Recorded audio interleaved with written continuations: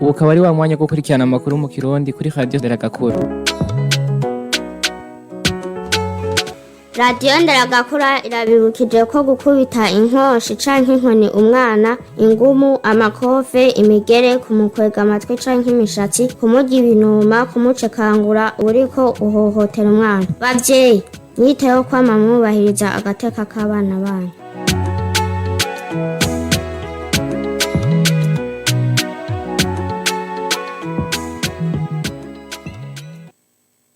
Bakunzi ba Radio Nderagakura ndabahaye mwiriwe ndabahani ikaze mu makuru avugwa mu Kirundi muri iri joro nayo akabagizwe n'ingingo nkuru zikurikira.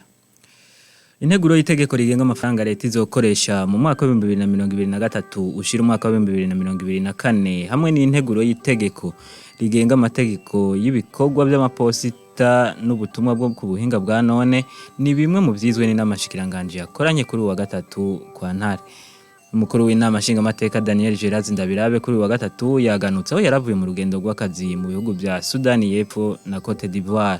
Ibibazo by'umutekano n'ubutunzi mu bihugu by'ibiyaga binini ngo nivyo hanini baganiriyeko.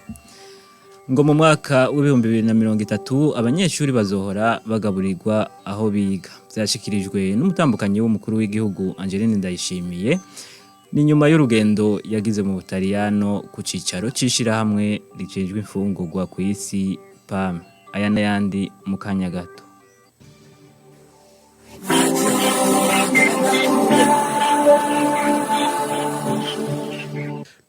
Kuri mikro muri kumwe na David Rakoze utuma amajwi abashikira kabari Gerard Ntakarutimana nkaba nongeye kubaha ikaze.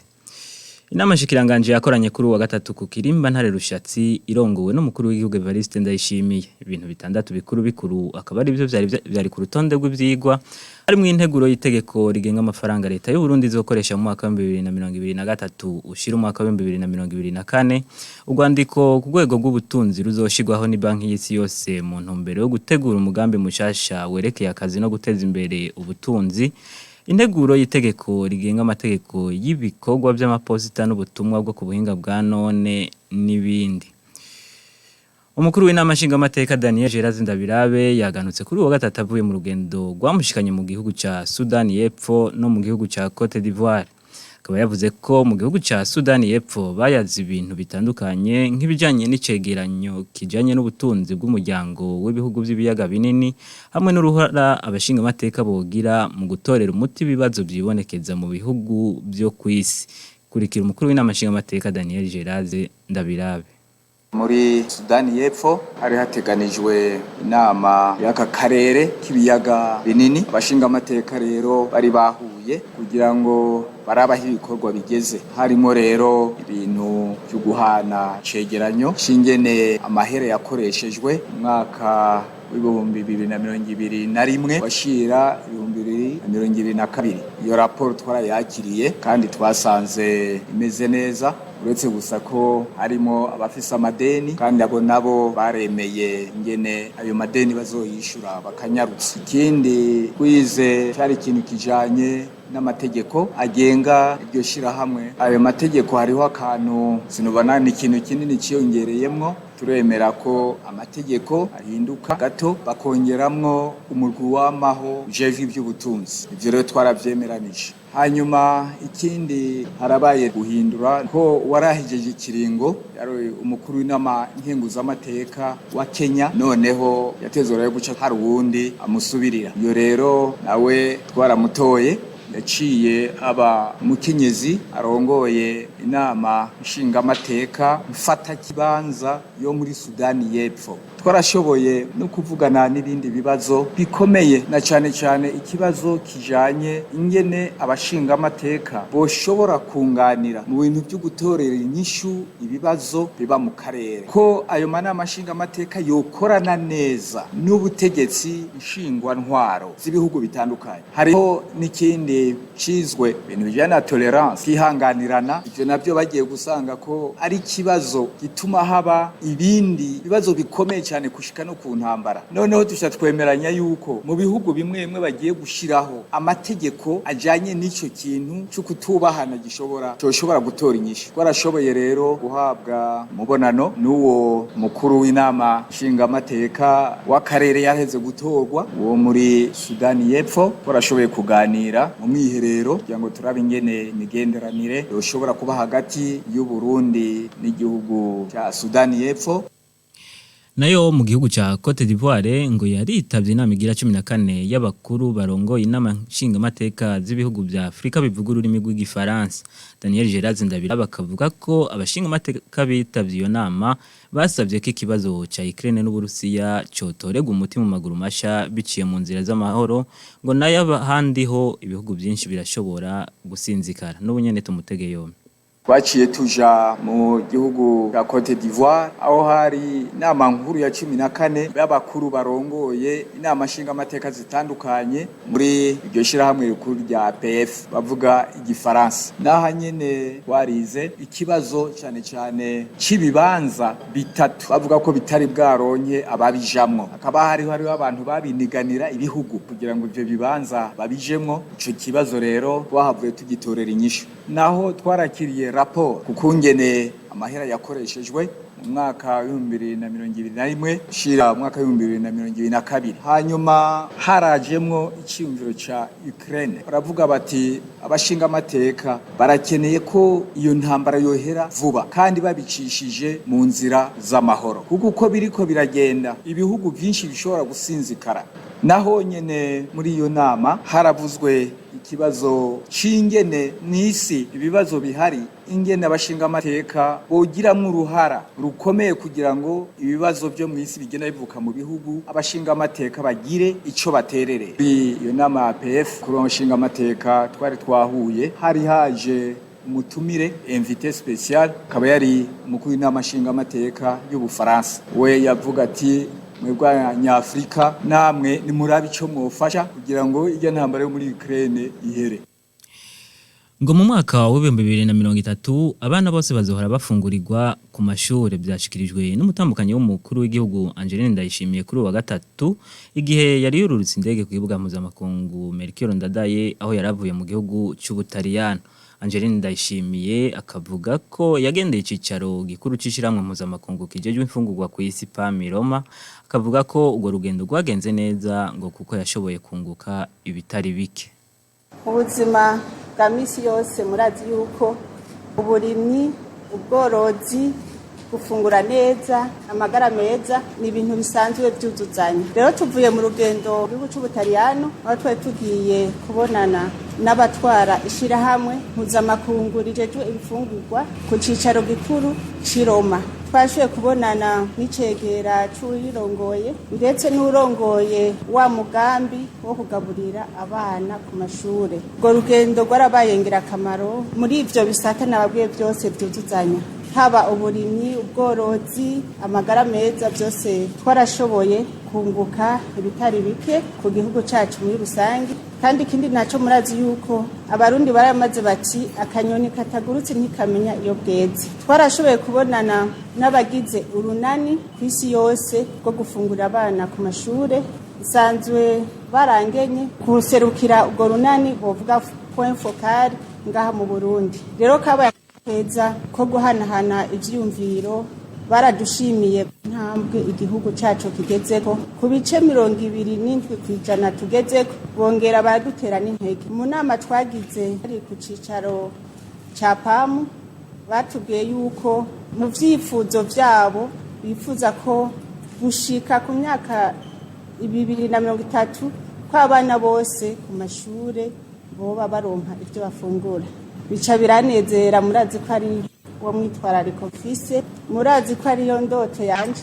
Hamwe rero Imana ni yadufasha twese tukavyumva kumwe tukabishikako, Imana izoba iriko irishura umwitwarariko w'abarundi.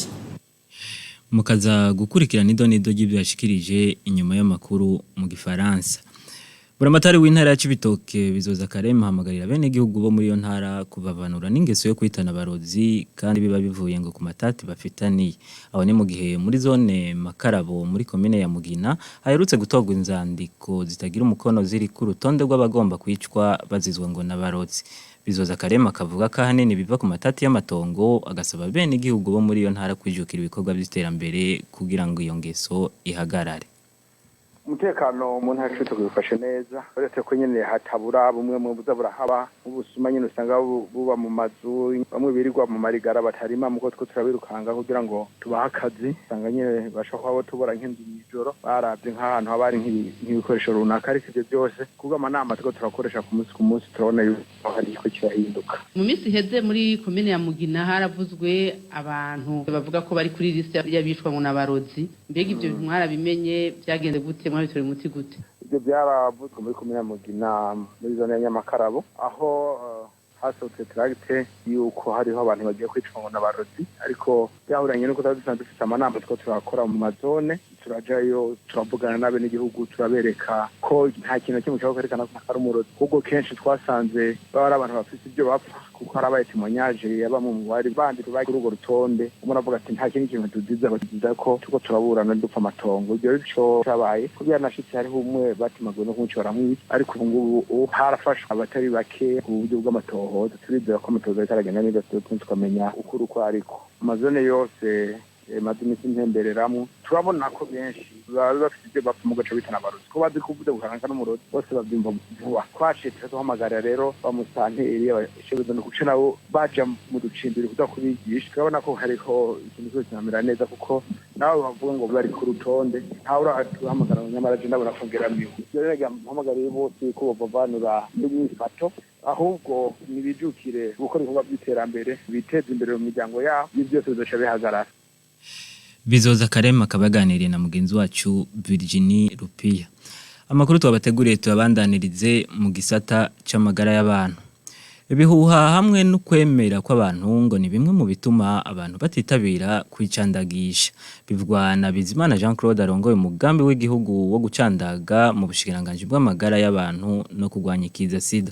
Akaba yabishikirije kuri ubu wa gatatu mu ruganda kubamenyesha makuru rwatunganijwe mu ntumbero yo gutegura isabukuru y'imyaka 75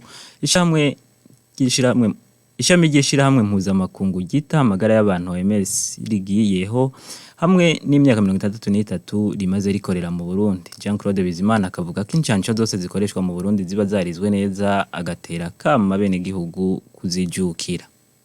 Mu biharuro twagiye turegeranya turabona ko abarundi batari bake baricandaga mugabo hari habandi batigera bicandagisha canke bakwega ibirenge hageze kwicandaga muti none byo babiva kuki mu matohoza mwamwe twagiye turakora twasanze hariho abantu mu kwemera kwabo bimwe vy'amadini baterekwa urucanco biyumvira ko umuntu yicandagishije nkumbure atazoja mu ijuru mbere hari n'abavuga ko kwicandagisha byo bari ibintu bya shetani ivyo rero biri mu bihuha kandi biri mu bituma abantu bashobora kutijukira umugambi wo kwicandagisha rero hotera kamo abayoboke bayo mashengero nabo bakamera nk'abandi bakitabira kwicandagisha kuko ijambo ry'Imana ntaho ribuza umuntu kwikingira indwara kindi muri bikuru bishobora kuba bituma abantu baticandagisha ni mu gihe havuzwe ibihuha byinshi kuri urwo rucanco bigatuma rero abantu barashaka kuvuga bati nibagutera rujya rucanco uzocupfa murumva umuntu akubwiye ko ucupfa uvuga uti mbene nagenda bakantera ubwo ndaza kurokoka bigatuma rero abantu batinya ariko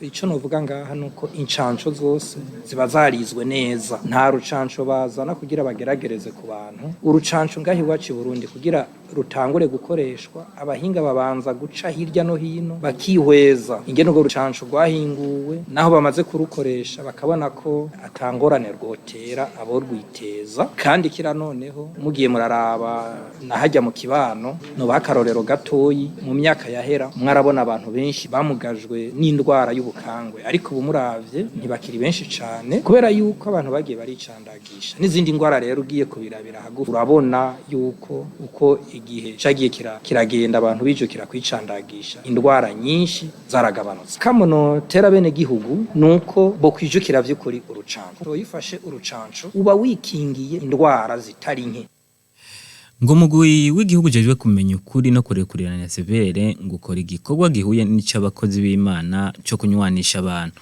bivugwa na Patiri Nshimirimana Cleophas yari yitavye inama y'uwo mugwi mu ntara ya Kirundo aho yari yaserukiye paruwasi Gasura yo muri commune Vumbi muri diocese ya Muyinga. Patiri Cleophas Nshimirimana akaba yavuze ko kumenya ukuri kuvyakomerekeje imitima bituma abarundi bakundana, agasaba leta bene igihugu hamwe n'abamenyeshamana gushigikira uyo mugwi ko kugira ngo bubake Uburundi burangwa no kunywana n'iterambere.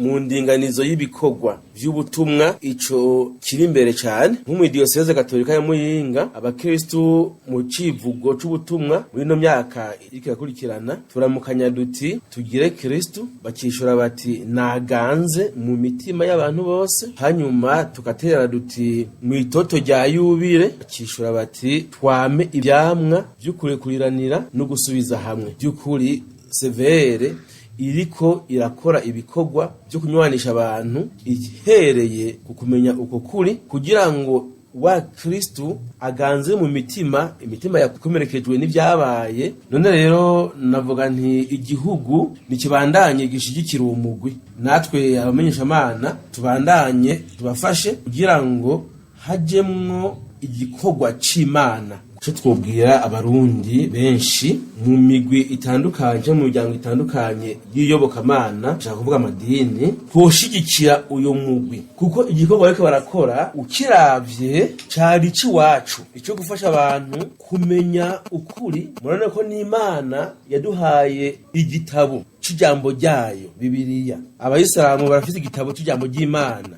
Ikorowani, n'ayandi madini usanga bafite igitabo usanga Imana irungika abantu muri kahise ngo babone kungene yagendanye nabo, hanyuma baheze babone ukuntu bazobandanya bagendana nayo, ukungene Imana ishobora muri ivyo vyakahise bibi ibibakuremwo baje muri vyiza Imana ishaka. Nk'abarundi rero dukerekwa ivyo turagiranira ariko nabi dufatiye ku moko, ku migwi y'abarundi anye iyo tuvuka duturuka, kugira ngo ubu twubake Uburundi bumwe, abarundi bamwe bashobora gukandana hanyuma bagatera imbere. Kwisaha ziburi minota 11 amakuru twabateguriye kuri radio Nderagakura aha ni hagarukiye. Ndakengurukiye mwebwe mwese mwaduteze yompi, nkakengurukira Gerard Ntakarutimana ari muhinga bw'ivyuma, kuri mikro ya David Rakoze mugira ijoro ryiza.